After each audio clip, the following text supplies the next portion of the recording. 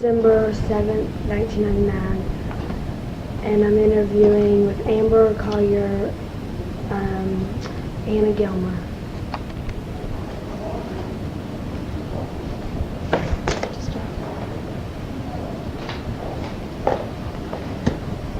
Hello. Hello, What is your full name? Anna Evans Gilmer. I use my maiden name, Gilmer. When were you born? August 21st, 1924. That makes you, I'm 75. like maybe my great grandmother. Yeah. How was it like growing up on the East End? I thought it was exciting, and we were at home most of the time because we got teased for having to stay in our yard all the time. But a lot of things happen in your neighborhood. For one thing, we had a machine shop across the street that made a lot of noise and puffed a lot of flame, and it was kind of a problem sometimes. And behind that was a railroad track that goes all the way through Charleston, and that was, kind of a fascinating place. Watch things go by, coal on them, or pebbles, grains of things. Then we walked the railroad track to school, especially at Garnet. The railroad track. I don't know why we chose the railroad track. I guess there wasn't much traffic on it. And we did that in a group. There were 5 or 6, 7 or 8. Of course, my family was a group. We had 8. There were 8 in the family, and I was one of the middle ones. And I had a sister who was close to my age. We did everything together. When I was born, we didn't have the house that they bought. They bought a house shortly after I was born, and we moved up on Hansford Street near the Bailey Field in a cottage with a garage and hardwood floors. Really relatively nice home for those days. And it was an exciting place. I've told this before because there were games up there at Bailey Field, and all the traffic went that way. It wasn't like it is now. The traffic goes, you park on the other side of Bailey Field. And that really brought a lot of excitement. We could just stay on our porch and see the planet vans and everything. And I see there's a question on here about whether our house is still there. It's still there, and my niece lives in it with her family. She purchased it from my mother before she died. Both my parents are dead now. And there are 6 of us out of 8 still living. I think when your house is still there, it helps you see some contrast because my sister goes up there every Thanksgiving. She's a widow. Every Thanksgiving or every Christmas for dinner. And she and my brother said one year that there were more toys in the living room than we had, more toys for one year than we had in a whole for all 8 kids over all those years. And we appreciated Christmas. We didn't have too much, but we had a decent place to live. We had a car, too. I remember when the car came, and it was shaped more like our vans are now. It's really odd that they've gone back to that squarish looking size after we've, been through the sedans and the different other kinds of cars. I was around 5 or 6 years old, I think, when we got our first car. My dad was a head waiter. We'd never heard of maitre d', but I understand that's what it is. They call him maitre d' now. He was a head waiter at the Holly Hotel for 40 years, I think. And he retired when he was about 70, and then he went back to work for Rose City Cafeteria, using the same skills he learned as a waiter. And he really made a good living as a waiter. as opposed to now you get a job in a fast food place and you can't live off that. You can't even get another job because they don't give you a schedule that will fit in with another time. But he made a living. He had people who came regularly and who liked him and tipped him because he had good people skills, they call it. My dad really was originally from Saginaw, Michigan, and so we got a little bit of the flavor of another state. He'd pack us in the car and take us to Saginaw, Michigan about every other summer, and we'd see how I can remember that was the first time I knew that there weren't mountains everywhere. I think when you get to Ohio, it's flat. And you go on into Michigan and it's really flat. And you really appreciate the mountains. And we lived in a mixed neighborhood. There were white people on both sides of us and around the corner on Thompson Street.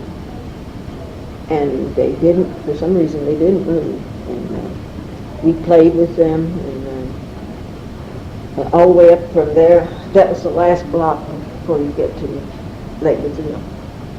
And the next block down was all African American around the corner, and we were allowed, we played. We got along very well. We got along well with all the kids in the neighborhood. I think I mentioned it, the other thing that it was very traumatic when your friends went to school. When you went to school in the first grade, and you had to separate from the friends. Yeah. So we've. It was. I really appreciate being able to grow up that close to town. We could walk to town and just walk around. Then we walked up to the Capitol on Sundays. What we did, we weren't allowed to do a lot of things on Sundays. You went to Sunday school and came home and had dinner. And you sat on the porch and just talked and sang or something very quiet, but we were allowed to walk. And we walked through the Capitol. And I've heard some people said they played in there, but I don't think we played. That was part of our walk. We walked up the boulevard to Ruffner Park. The park is still over there. I don't know it's a park, but I remember it had a white picket fence around it, but I don't think it has that. And we just go over there and sit because there were some kind of places to sit. I think they were cement kind of permanent things there. Then we'd go on down to Bradford Street or Ruffner Avenue and come back around and come home. And we were all in a group then. There might have been 8 or 10 of us then going for a walk. Of course, we were a certain age. We didn't do that when we were 5. I'm going to, now, are there any other questions you want to ask before I get too far off? Did you have a best friend? My sister and I had a best friend. The one that stands out in my mind most was a girl named Eileen who lived around the corner, and she wasn't African American. And I saw her about 10 years ago, hadn't seen her for 40 years, and I knew her name. We knew each other, and that really surprised me because I've gotten at the age now where I can't remember a lot of names. But I find my memory back that far is better than the one here. And then there was this lasting impression because she had a lot more freedom when we did, and she lived at our house a lot. So she really was kind of a part of our family. And I think when you grow up in a big family, you don't cultivate as close friendships as you would ordinarily. Because I can't think of. I had one friend, Hannah Dixon, her name was, and that was when I stayed down with my grandmother. Sometimes I stayed down with my grandmother because she had to be alone at night because her husband worked at night. And that was down near Mars Street. She lived on Mars Street. She really was the best, best friend through the upper junior high school days. And then I had a friend named Opal, who lived down on Mars Street too, Opal Mitchell, her name was. And she's still keeps in touch with me. Lives in California.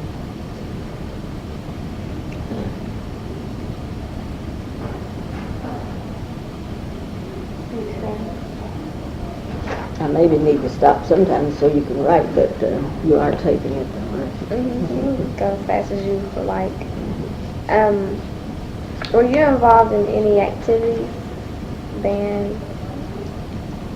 I wasn't in the band. I was what they call a B-square girl in junior high. Most of us connected to school. And we went to church every Sunday. And Bible school every summer. And walked home, walked to and fro. And I really think those were some rich times in my life, was Sunday school. We didn't go to church very much. We went to Sunday school. And then we learned a lot in Bible school. And then we had some organizations that sort of cropped up. The kids got together and made. And one of them they called the Good Timers Club, and they just kind of had parties around at different people's houses.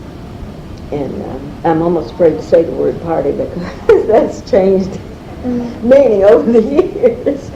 But we had very quiet parties, very nice. They played music and danced and everything, but there wasn't any alcohol until my senior year. I think somebody had some alcohol at the party. It really was kind of out of place. You seem very religious. Mm-hmm. What church did you go to? I went to the First Baptist Church when it was where the post office is now. The big post office up down there on Dickinson between Lee and Washington. Mm-hmm. Well, right at the end of Shrewsbury Street. You know where Shrewsbury Street is? Garnet High School is there in First Baptist. Well, at the end of that is the post office, and that's where the church was, right at the end of the street there. I worked for the pastor just before I went to college. I did bulletins and some correspondence for him. Learned a lot. Helped me a lot. He's a pastor for a husband. See, my husband's a preacher. Mm-hmm. We go to the First Baptist Church of Vandalia. Yeah. But we went to First Baptist all the time. What else did I do? I think there were 2 or 3. Opal, my friend Opal was here in October, and she said there were 2 or 3 little clubs that we've been talking, I guess, because of what's going on here. And I don't remember the names of the others, but she named about 3 different clubs. So it was the gang theory. You know, they say people have always wanted to belong to something, and if you can put something together that's good for you, and what they put together was good, I don't know, it didn't even occur to us to put something together that was bad for you. And I consider that I mean, you're fortunate, if you're not, we weren't really exposed to what my children and grandchildren are exposed to. It seems to get worse every year. We went sleigh riding as kids, and our neighborhood where we lived was perfect for sleigh riding because Thompson Street goes up and Stadium Place goes up a little, and Rugby Street is a kind of a hill, and it's kind of a protected place where somebody could stand down. Hansford Street was a dead-end street, so there wasn't a lot of traffic on it. And that was one of the main things we were able to go out the yard and do, was to sleigh ride. Our parents were awfully protective. We weren't allowed to have a bicycle. I remember we saved up our money and everything one time. We thought it was because they couldn't afford it, but they just were afraid. Well, a girl was killed on Piedmont Road when I was really young. I didn't know her, but she lived around the corner, a couple of blocks away, where we wouldn't have had any contact with her.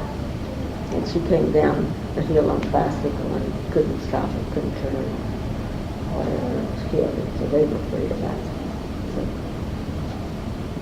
Our lives were much more protected than life that living young people are to have. And I don't remember ever coming home to an empty house. That was part of life then, that there was somebody in the house at all times. And I think my mother paid a price for it because she was a very special, intelligent woman that didn't really do much outside the home, but she put all of her, she taught us everything she knew. And it was a big boost, to help you. In high school, I was editor of the school newspaper, and now I'm still writing. And I wrote this story that's on the wall out there for the newspaper. I do that just to record history because I don't get paid for it.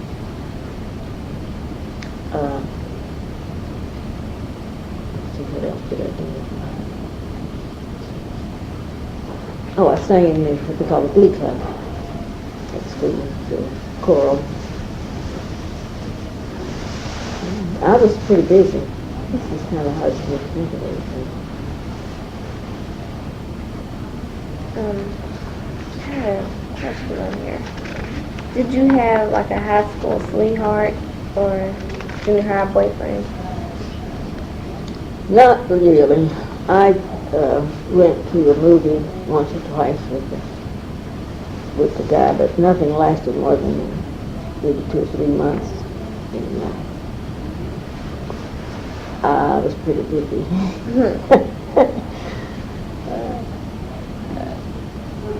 See, I don't. And that was in high school. I think the first experience I had to even think about liking a boy or a boy to like me was I was in the 9th grade, and one of our classmates gave me this small box of candy. Scared me to death. It surprised me, I didn't know he would be thinking. And I never dated him or anything, and he was really, from one of his mother was a teacher, and his aunt was one of the most respected teachers we had. She did the band and taught us a lot. Oh, in school we really did a lot more than they do now. We had a music appreciation class, and she made you memorize all the composers, she called them, Mozart and Bach and Beethoven and Brahms, and you better pronounce them right and know what they, and it has really been helpful, over the years. And it keeps your mind open to learn things, not think that there's just one kind of music in the world, Of course, my dad was a musician, so I kind of took to, he played the violin. His dad was a musician, kind of a traveling musician, and he left his family. Dad was the only one in the family that left him. He was about 9 or 10 years old, and we don't even know where they are. And I still have his dad's piano, and I have his violin, and I have a grandson who plays his violin in the Orlando Youth Symphony Orchestra.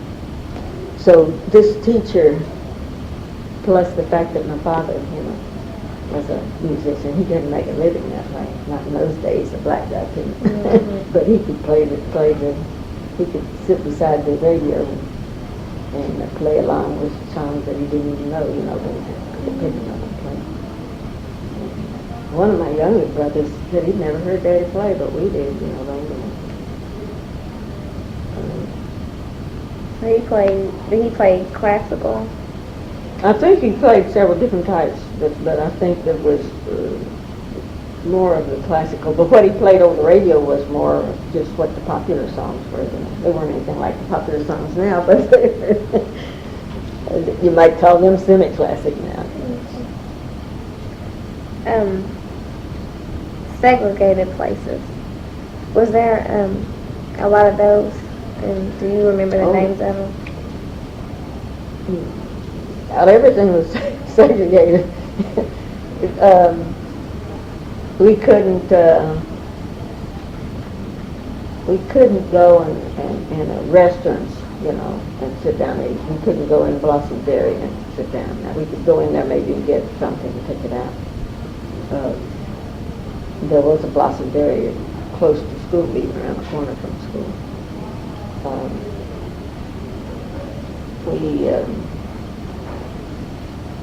Now, around here, I don't remember seeing a whole lot of colored and white signs. There were some, what, no colored or all white or something like that on some of the restaurants, but I don't remember seeing the drinking fountains, now that's further south. But church, I think that's one of the reasons why church was so important, because we had, that was where, you came together and where you, had the kind of fellowship that you couldn't have anywhere else. I co-authored a book with photographer James Randall, and we started that in this newspaper, this same African American newspaper, and each week, 1 week, or I don't remember how often the paper came out. It came out every 2 weeks or something. But every time the paper came out, either I had a story or he had one, and it was all history. And we did organizations around here that, the AKAs, the sororities, fraternities, and the schools that we could get, and the businesses. That was one of the most important things, was businesses. And when they asked us about why we, did a history book about organizations and things, we hadn't even thought about it. But it really occurred to me that that's what our life was. That because we were segregated, we had to provide for ourselves.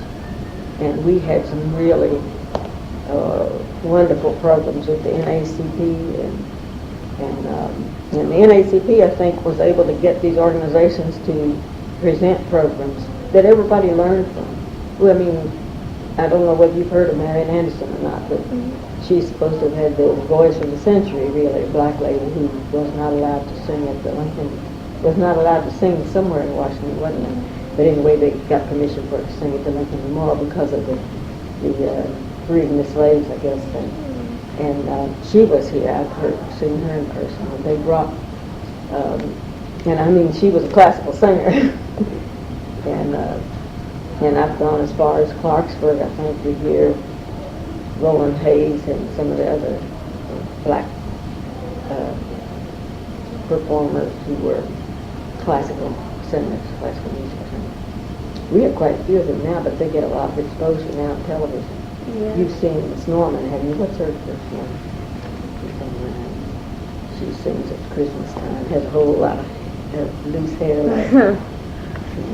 very well-trained lady. So we went to the meetings, and if you could see some of the pictures of the meetings, they're really dressed, their hats on and everything. And that was their society almost, was the clubs and the church, and what we did was we made the best use of what we had. We get criticized now for that. I've even had young people say, well, it didn't get you anywhere. Well, they don't know where we've been if they think it didn't get you anywhere. They don't know where we've been. For one thing, my dad was, dark brown skin, and my mother looked white, but she wasn't white. And they had difficulty. They were afraid to travel in the South because people would just assume that she was white when she wasn't. And I think 1 or 2 times that they had to, somebody said that he wore a chauffeur's cap or something so that it would look like he was just transporting the lady who he worked for. So there were lots of problems. So, anybody who says we haven't gained anything doesn't know where we've been.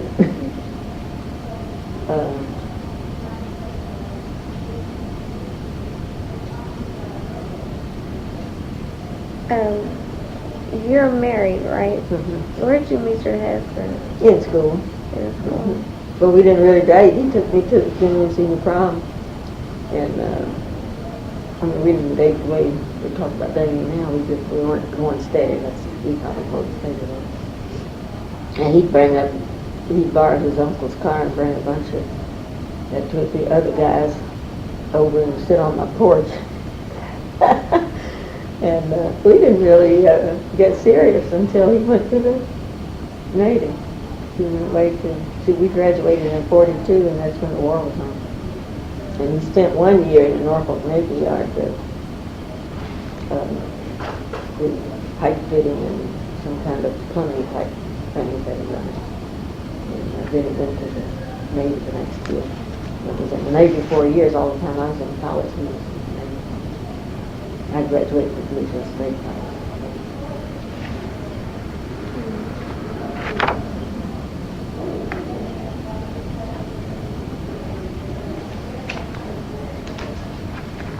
Where were you born?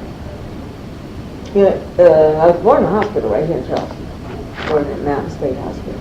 And that was unusual. The only reason they took me out to the hospital was we had a death in the family. The rest of the kids had been good just about going home.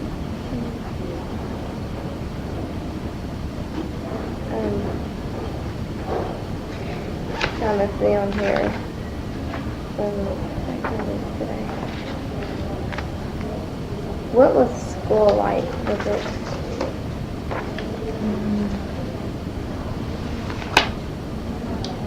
School was a lot more formal than it is now. And I think in the beginning, when the kids walked in the room, they were in better shape to study than they are now. For one thing, they went to bed regularly. And that was one thing back in that day, you went to bed. And there wasn't any television to tempt you to stay up even, you know. And, even when I raised my children, they had bedtime. 8 o'clock, 9 at the latest. And so you had a different type of child in school. And then I was in a black school, and education was kind of taught to us that it was our way out, that if we were going to get out of this segregated state, this limited living state, that we had to get an education. So education was important to us.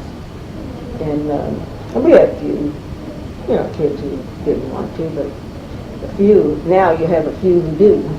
I did a lot of substituting, so I know that there's an awful lot of kids who don't want to come to school not wanting to learn anything or not thinking it's going to help them. Maybe not at this school, and that's wonderful.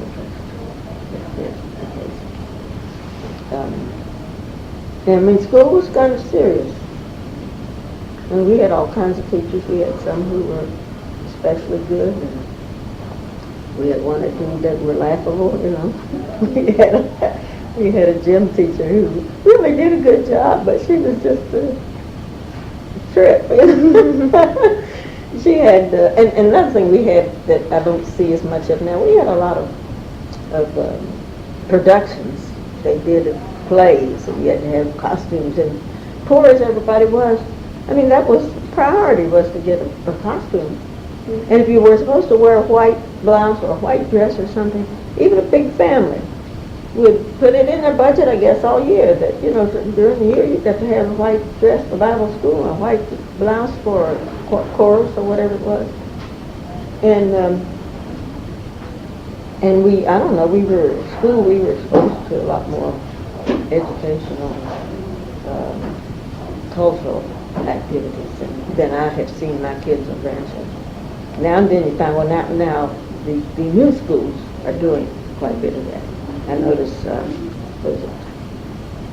Capitol has a whole section that, you know, has music and singing and dancing and everything. But when we were in school, everybody had to. You know, everybody was in everything. Mm-hmm. And I really missed that when my kids were in school. The principal was very highly respected. And a lot of kids didn't like the principal, but you appreciated them later because you realized that they had kept things in order so that you could learn. And when you get out in the world and find out that you don't know what you ought to know, it's embarrassing. Mm-hmm. I was being there even with the good school that we had. When I went to school at State at first, and it seemed to me the kids from New Jersey and some of the other states had already had the work that I was struggling to get in college. For one thing, we didn't have world history. I don't know whether it's in all the curriculum now or not, but they said our school was too small that they couldn't afford, the board couldn't afford to pay to put world history. another teacher to put for history in there.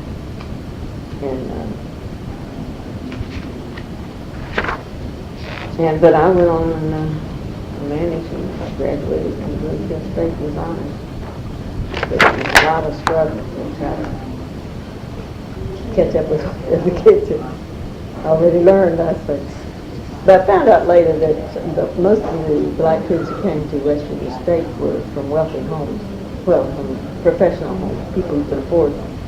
And they learned a lot more in their home maybe than I did. We, as I said, my father worked hard and took good care of us, but he wasn't in the home to help pass on the culture, to either to teach us the music that we do.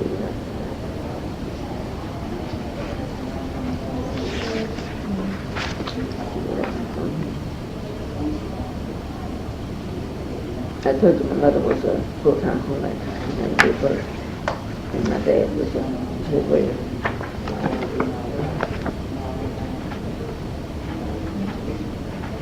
And I lived in the East End until I went away to college, and then I came back and I got married, and I lived in the East End for, I guess, about 5 years. And then I've been at Institute,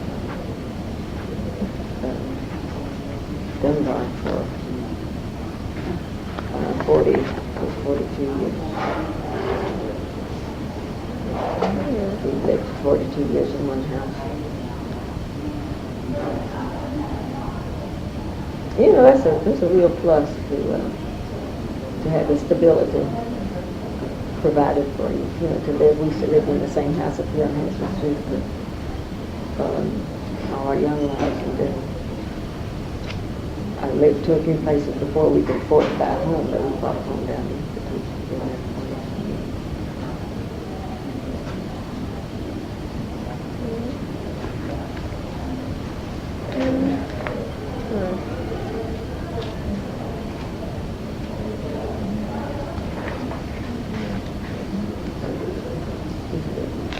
second page here.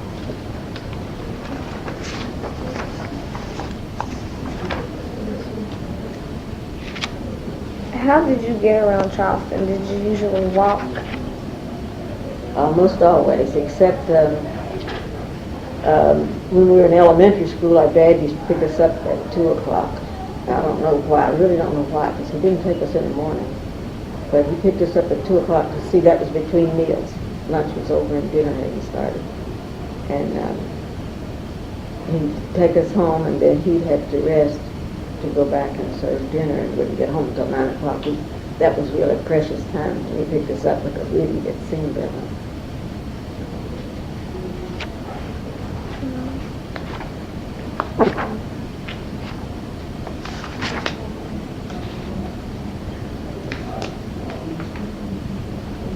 What did we do after school? After school we had chores. We got our lessons, we called them, and played with my brothers and sisters.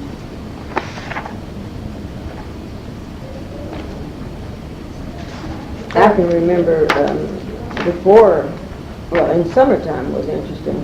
Summertime, large family like that, they gave you different chores, and I know my sister had to get up early on Monday to help mother with washing. And you got up early because it was so hot. We didn't have air conditioning. And you got up early to get your work done. And I got up about 4 o'clock on Tuesdays and Wednesdays because I was the best ironer. And ironing was really hot, you know. You put the iron in one of those iron irons. That's where the word iron came from, I guess. Made out of iron, and you set it on the stove before electric stoves. Set it on the stove and let it get hot, and you had 2 of them. One would be getting hot while you used one. And we ironed everything because we didn't have the polyester and all the, what do you call them, the things that they have now. But I don't do much ironing now. I don't think I might press the seam or something like that, you know, where the thread maybe was the wrong time. But back there, you ironed everything. You ironed the sheets and pillowcases and stacked them up.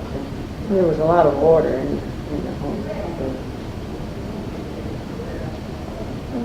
We had a backyard and both porches, and I liked it. We had a big front porch that went all the way across the front, and a back porch that went all the way across the back. And after the family got so big, they took half of the back porch and built another whole room back there for two of my brothers. So, but we still had a screened-in back porch. It had screens, and if it rained on the 4th of July, we just had our picnic on the back porch. And I think I mentioned in the paper or something, somebody said about sleeping on the porch on real hot nights, and I remember doing that. Some nights it was hot, I just couldn't stand it in the house. And now people would be afraid to do that now. It's so frightening. No. To lock your door almost every night.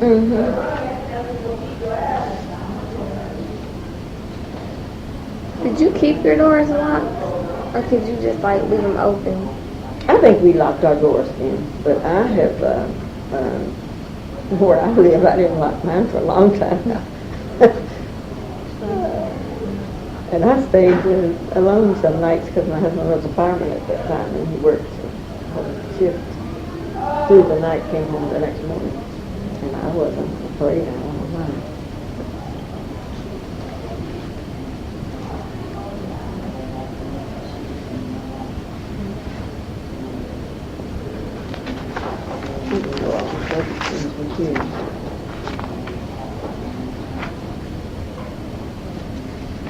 What did we listen to on the radio? That's a pretty good question. There were even soap operas on the radio, and that's why I don't look at them now, because I got hooked on a soap opera that was on the radio, and I couldn't go downtown or do anything until it was over. And so I said, I'll never start that again. So I've never started looking at the ones on the TV. At that time, I didn't even know they were going to have TV.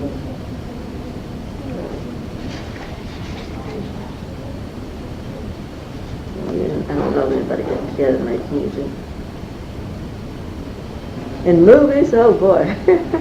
We went to a few. Shirley Temple and Judy Garland.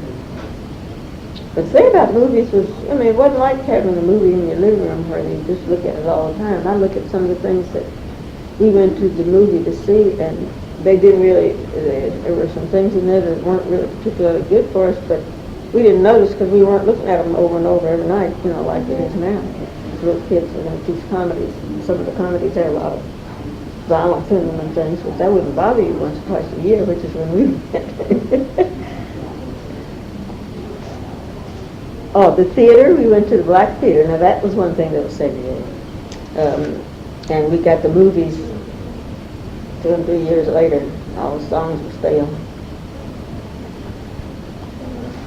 Believe it.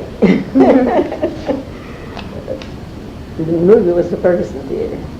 And that was down there where they just remodeled those hotels across from the post office. The theater was there.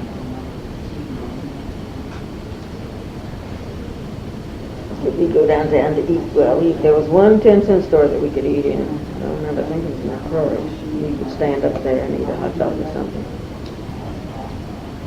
But you know, the Woolworth store took 2 of our black firemen were killed in it, and they couldn't have gone in there to sit down and eat a snack.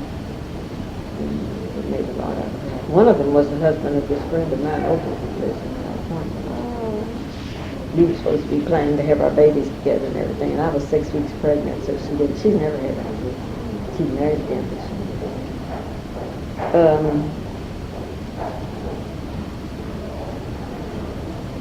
we didn't go down to eat much.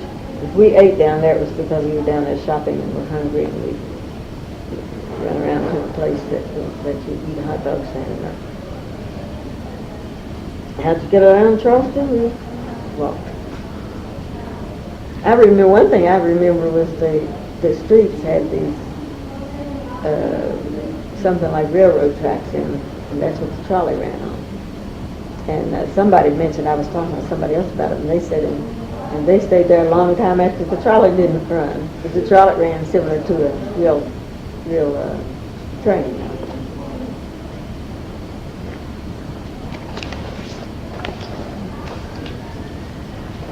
who were the neighborhood characters and what was it like? How long are we supposed to? I don't want to over. Oh, it's not quite 12 yet.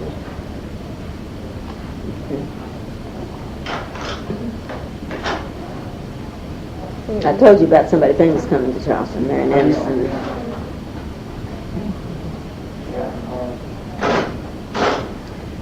Say it's a lot different. Neighborhood characters. School than they are today. They would mostly be Lot different. children. We had a friend who was a young character. She lived on Rugby Street. It was kind of loud and a lot of fun. I remember her saying she didn't want to, she wasn't afraid to come out at night because if somebody grabbed her and got her under the light, they'd let her go. Just a girl like that, he was always joking. She was a very attractive girl. Just asked us, didn't they?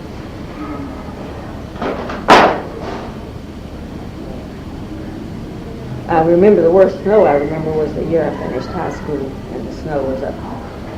Back there the style was riding boots. We had to have a pair of riding boots and a pleated skirt that came right to the top of them.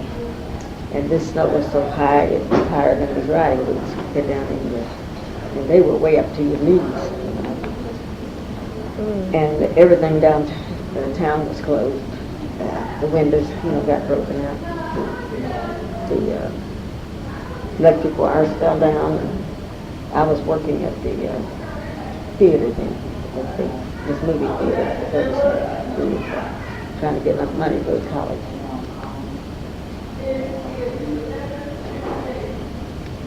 I can't think of the funniest thing. I think I've already mentioned what made my neighborhood special, that there were so many things going on at Lakeview Field.